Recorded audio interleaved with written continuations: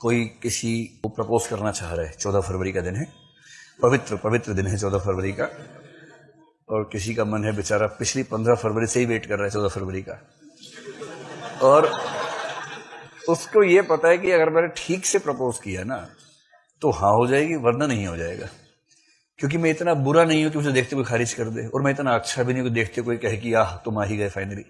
ऐसा नहीं है, डिपेंड करेगा परफॉर्मेंस पे कि मैं कैसे प्रपोज करता हूं। अगर वो परफॉर्मेंस ठीक रही प्रपोज करने की तो हाँ हो सकती है, वरना ना तो होना है ही। अब कैसे अपनी बात कहे, तो आप देखेंगे कि प्रपोज करने के 1000 तरीके डेवलप हुए साहित्य की दुनिया में। इसीलिए एक फिल्म आई थी, इसका नाम था लक्ष्य। लक्ष्य में हीरो हीरोइन से कह रहे, तो हीरोइन कह रही कि ना यार तुम यही बात किसी और अदा से कहते तो अच्छा होता। सुना आपने? वो शिल्प का अभ्यास करवा रही है, नायिका बताना चाह रही है कि शिल्प क्या होता है। जो मैं आपको बता रहा हूं अभी ना, वो उसने फिल्म में बता दिया था पहले से। इसी बात को घुमा फिरा के कहते, ऐसे कहते वैसे कहते तो अच्छा होता। भैया कोई जाके किसी से बोले मैं तुझसे प्यार करता हूं, लग रहा है कि जीएस का आंसर सुना रहा है जैसे, इसमें कोई दम नहीं आ रहा ना। क्या तरीका प्यार करता हूं, अरे स्टाइल से कहो। तो कुछ लोग स्टाइल से क्या, जैसे हिंदी फिल्मों में ऐसा स्टाइल खूब दिखता है, एक नायक नायिका से कह रहा है मैं चाहता हूं कि तुम मेरे बच्चों की मां बनो। अब इसमें निहित है कि विवाह करना चाहता हूं, है ना। विवाह का प्रपोजल सीधी भाषा में न देकर घुमा के एक भाषा में दे दिया। अब नायिका को लग रहा है कितना क्रिएटिव आदमी है, कम से कम बात तो ठीक तरीके से कर पा रहा है। ये एक ने सुन लिया, अब वो दूसरे के पास गया, दूसरा व्यक्ति मतलब गया अपने प्रस्ताविका के पास। अब उस लड़की ने पहले सुन लिया था उसका भी, उसने कहा वो स्टाइल तो हो जाओ, उस नया स्टाइल होना चाहिए। वो क्या करे बेचारा, तो उसने कहा मैं चाहता हूं कि तुम्हारे बच्चों का पिंडदान मेरे बच्चे करें। नहीं, तुम्हारा पिंडदान, सॉरी, तुम्हारा पिंडदान मेरे बच्चे करें। अब क्या करे, कुछ नया बोलना है ना भाई, कहां से नया बोले।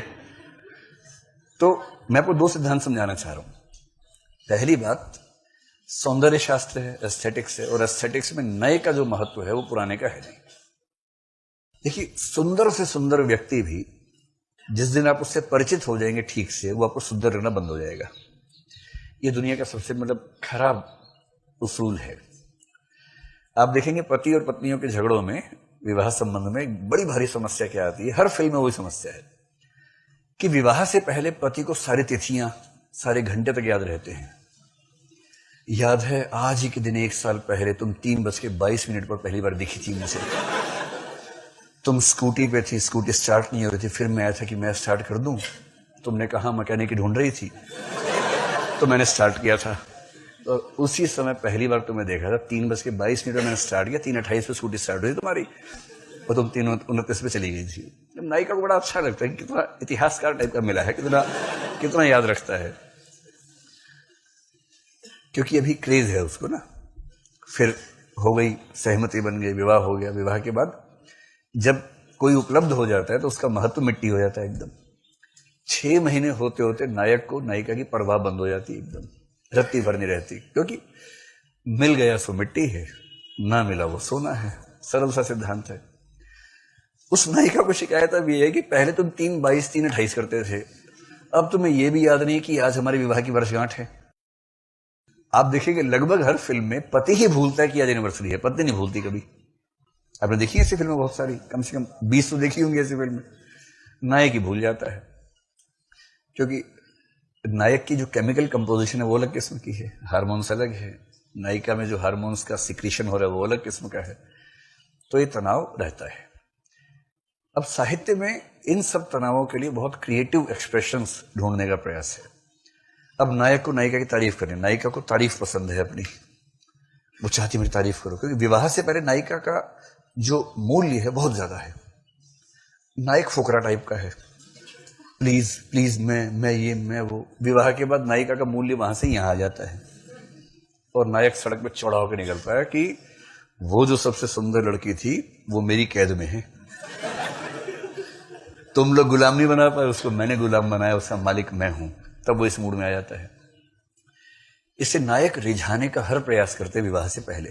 और ये केवल मनुष्य में नहीं है, लगभग हर स्पीशीज में है। विवाह तो नहीं होता, लेकिन बाकी स्पीशीज में भी जो प्रस्ताव देने की प्रक्रिया है उसमें पुरुष यानी नर की भूमिका केंद्र में रहती है। इतने तरीके से प्रस्ताव देता है क्योंकि उसको सरल शब्दों में कहें तो उसको बेसिकली यौन संसर्ग चाहिए। जो प्राकृतिक जैविक मॉडल है हमारा सोचने का वो ये है। और यौन संसर्ग हो जाने के बाद उसकी रुचि खत्म हो जाती है। ज्यादा से ज्यादा कुछ समय के बाद रुचि खत्म हो जाती है। और स्त्री का प्यार उसके बाद ज्यादा प्रगाढ़ होने लगता है जब संबंध गहरे होते हैं। ये सामान्य तनाव दुनिया भर में है, केवल भारत में नहीं, दुनिया भर में स्पीशीज दर स्पीशीज इस तरह के तनाव चलते हैं। बाकी स्पीशीज में कम इसलिए कि वहां की मादाओं की यह अपेक्षा नहीं है कि ये परिवार बनाएगा, फिर मिलके हम घर बनाएंगे, फिर ये नौकरी करेगा, मैं ये, वो सब अपेक्षाएं नहीं है, इसलिए वहां दबाव थोड़े से कम रहते हैं। इसलिए हिंदी साहित्य में, संस्कृत साहित्य में, अंग्रेजी साहित्य में नायक नायिका को रिझाने के 50 तरीके निकालेगा हमेशा। तो सबसे घिसा पिटा तरीका यह है कि तुम चांद जैसे सुंदर हो। सबसे घिसा पिटा तरीका है। आजकल तो हालत यह है कि अगर कोई नायक बोल दे, नायिका इसी पे कैंसिल कर देती है कि तूने चांद बोल कैसे दिया। हर आदमी बोल रहा है अपने अपने घर में चांद चांद चांद, मैं भी चांद, तो सारी चांद हो गए, फिर क्या नयापन क्या बचा? कुछ नया होना चाहिए, कुछ यूनिक होना चाहिए।